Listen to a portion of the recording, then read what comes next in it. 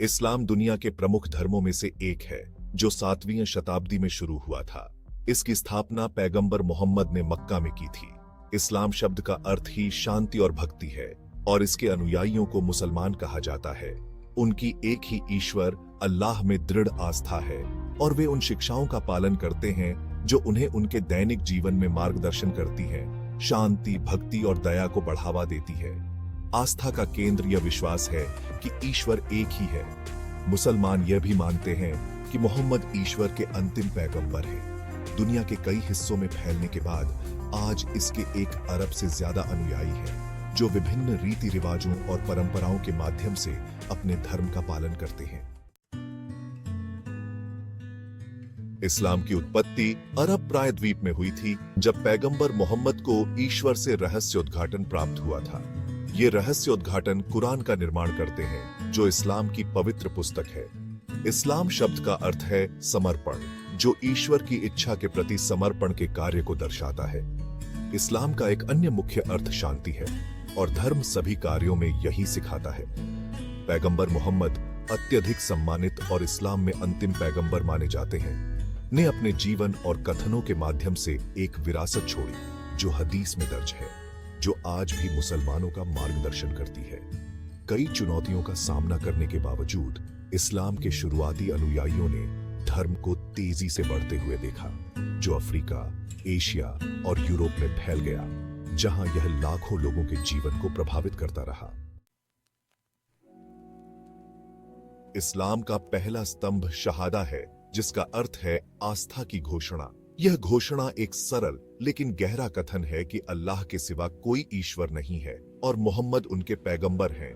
प्रत्येक मुसलमान को शहादा का पाठ करना चाहिए और वास्तव में उस पर विश्वास करना चाहिए। यह केवल बोले गए शब्द नहीं है, यह ईश्वर के प्रति एक मुसलमान की प्रतिबद्धता को दर्शाता है और उनकी आस्था और भक्ति की दैनिक याद दिलाता है। शहादा की पुष्टि करके मुसलमान ईश्वर के साथ अपने आध्यात्मिक बंधन को मजबूत करते हैं, जो उनकी आस्था की यात्रा में पहला कदम है। यह पूजा के अन्य सभी कार्यों का आधार भी प्रदान करता है। सलाह इस्लाम का दूसरा स्तंभ उन 5 दैनिक नमाजों को संदर्भित करता है जो मुसलमानों को अदा करनी चाहिए, जो उपासक और अल्लाह के बीच एक सीधा संबंध स्थापित करती है। ये प्रार्थनाएं प्रत्येक दिन विशिष्ट समय पर की जाती हैं, भोर से पहले, दोपहर, दोपहर बाद, सूर्यास्त और रात में। प्रत्येक प्रार्थना में गतिविधियों और पाठों का एक समूह शामिल होता है, जो अनुशासन और आध्यात्मिकता पर बल देता है। सलाह मुसलमानों को पूरे दिन ईश्वर से जुड़े रहने में मदद करती है और यह चिंतन और मार्गदर्शन प्राप्त करने का समय है।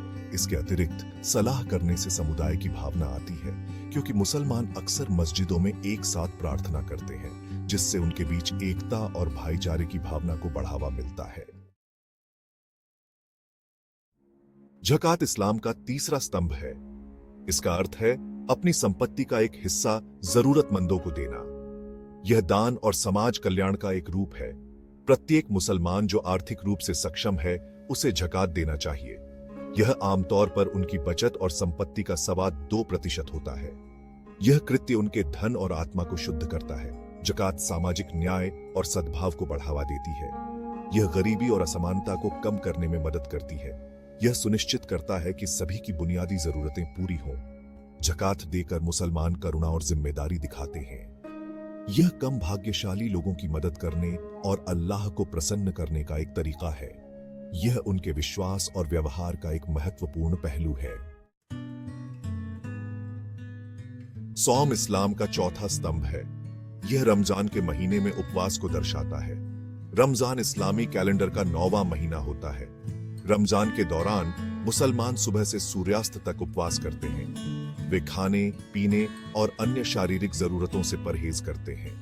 यह उपवास आराधना और आत्म अनुशासन का कार्य है। रमजान के दौरान उपवास करने से मुसलमानों को गरीबों के प्रति सहानुभूति विकसित करने में मदद मिलती है। यह उन्हें कृतज्ञता और विनम्रता के महत्व की याद दिलाता है। यह आध्यात्मिक विकास और प्रतिबिंब का समय है। रोजा प्रत्येक दिन इफ्तार नामक भोजन के साथ तोड़ा जाता है। महीने का अंत ईद उल फित्र के जश्न के साथ होता है। यह त्योहार उपवास की समाप्ति का प्रतीक है और खुशी और समुदाय का समय है। अनुभाग 7 हज की तीर्थयात्रा। हज इस्लाम का 5वां स्तंभ है। यह पवित्र शहर मक्का की तीर्थयात्रा है। प्रत्येक मुसलमान जो शारीरिक और आर्थिक रूप से सक्षम है, उसे अपने जीवन में कम से कम एक बार हज अवश्य करना चाहिए। हज इस्लामी महीने जू अल हज्जा के दौरान होता है। इसमें कई रस्में शामिल हैं, जिनमें काबा की परिक्रमा करना और अराफात के मैदान में खड़े होना शामिल है। तीर्थ यात्रा एक गहरा आध्यात्मिक अनुभव है। यह मुसलमानों की एकता और अल्लाह के प्रति उनके समर्पण का प्रतीक है। यह पश्चाताप और क्षमा मांगने का समय है। हज सभी मुसलमानों की समानता की याद दिलाता है। चाहे उनकी पृष्ठभूमि कुछ भी हो, वे पूजा में एक साथ खड़े होते हैं। यह उनके विश्वास और समुदाय की भावना को मजबूत करता है। अनुभाग 8 एक मार्गदर्शक प्रकाश के रूप में कुरान। कुरान इस्लाम की पवित्र पुस्तक है। इसे पैगंबर मोहम्मद पर प्रकट ईश्वर का वचन माना जाता है। यह अरबी में लिखा गया है और इसमें 114 अध्याय हैं, जिन्हें सूरह कहा जाता है। कुरान जीवन के सभी पहलुओं पर मार्गदर्शन प्रदान करता है। इसमें नैतिकता, कानून और आध्यात्मिकता जैसे विषय शामिल हैं। यह मुसलमानों के लिए ज्ञान और प्रेरणा का स्रोत है। मुसलमान कुरान की आयतों का पाठ करते हैं और उन्हें याद करते हैं। यह उनकी दैनिक प्रार्थनाओं और अनुष्ठानों का एक महत्वपूर्ण हिस्सा है। कुरान की शिक्षाएं उनके कार्यों और निर्णयों का मार्गदर्शन करती है। कुरान न्याय, करुणा और धार्मिकता को प्रोत्साहित करता है। यह शांति और ईश्वर की भक्ति के जीवन को बढ़ावा देता है। यह मुसलमानों के लिए ज्ञान और मार्गदर्शन का अंतिम स्रोत है। अनुभाग 9 इस्लाम में हदीस की भूमिका। हदीस पैगंबर मोहम्मद की बातों और कार्यों का एक संग्रह है। वे उनके जीवन और चरित्र में अंतर्दृष्टि प्रदान करते हैं। हदीस कुरान का पूरक है और इसकी शिक्षाओं को समझाने में मदद करता है। विभिन्न विद्वानों द्वारा दर्ज की गई हजारों हदीसें हैं। वे प्रार्थना से लेकर व्यक्तिगत आचरण तक कई तरह के विषयों को कवर करते हैं। उनकी प्रामाणिकता के आधार पर उन्हें विभिन्न श्रेणियों में वर्गीकृत किया गया है। हदीस इस्लामी कानून और व्यवहार में महत्वपूर्ण भूमिका निभाता है। यह मुसलमानों को कुरान की शिक्षाओं को समझने और लागू करने में मदद करता है। यह एक धर्मी जीवन जीने के व्यावहारिक उदाहरण प्रदान करता है। मुसलमान अपने धर्म का गहन ज्ञान प्राप्त करने के लिए हदीस का अध्ययन करते हैं। यह पैगंबर की शिक्षाओं के बारे में जानने और उनके उदाहरण का पालन करने के लिए एक मूल्यवान संसाधन है।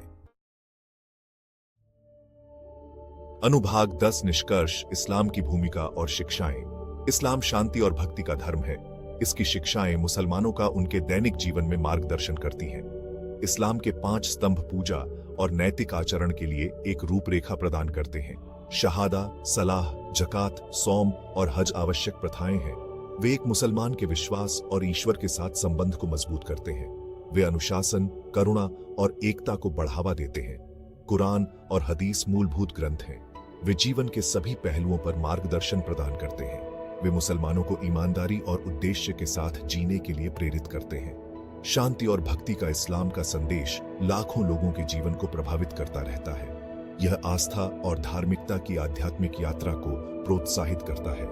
यह अपने अनुयायियों के बीच समुदाय और करुणा की भावना को बढ़ावा देता है।